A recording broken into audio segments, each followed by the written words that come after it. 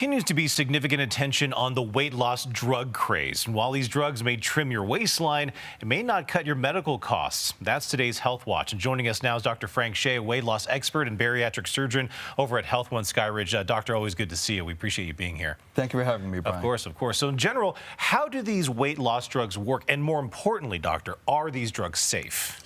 They are safe and FDA approved. Initially, these GLP-1 drugs were designed for diabetes treatment. And the great side effect was weight loss. And now, of course, millions of Americans are using it now.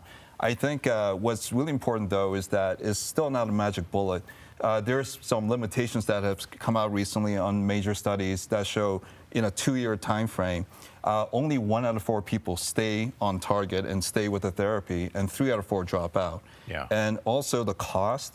We were hoping that it would reduce the cost of diabetes treatments, cholesterol treatments, right, and heart disease, but it did not decrease the cost of those while adding the cost of the drugs on top of the usual medical cost. Yeah. So it's been a little bit disappointing in terms of those results. Well, let's talk about that in terms of health coverage. What are the different types of these drugs, and how should people see which works specifically with the type of health coverage that they have for people? Absolutely.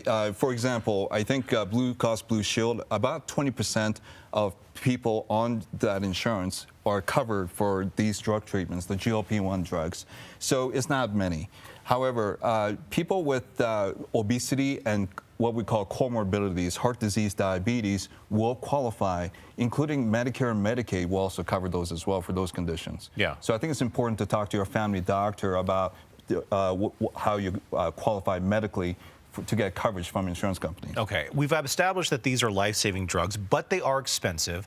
What if you don't have coverage? Are there maybe alternative treatments that you can recommend for people? You bet. You know, at the cost of almost $1,000 a month, it's out of reach for most of us. However, I think what we can do is for the most of us who don't have medical illnesses and suffer obesity, we can start by eating better and not less, especially with Thanksgiving coming up. Right. I think, you know, focus on whole foods and less processed food.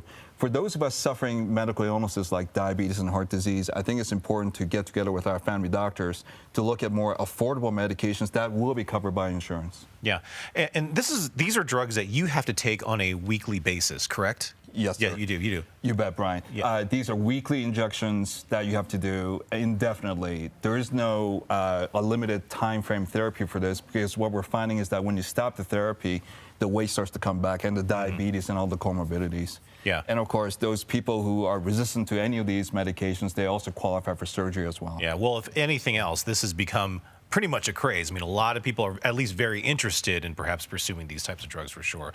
So, Dr. Chae, thank you so much for being here. We always appreciate it. And of course, you can watch all of our health interviews on our website at cbscolorado.com. We'll be right back.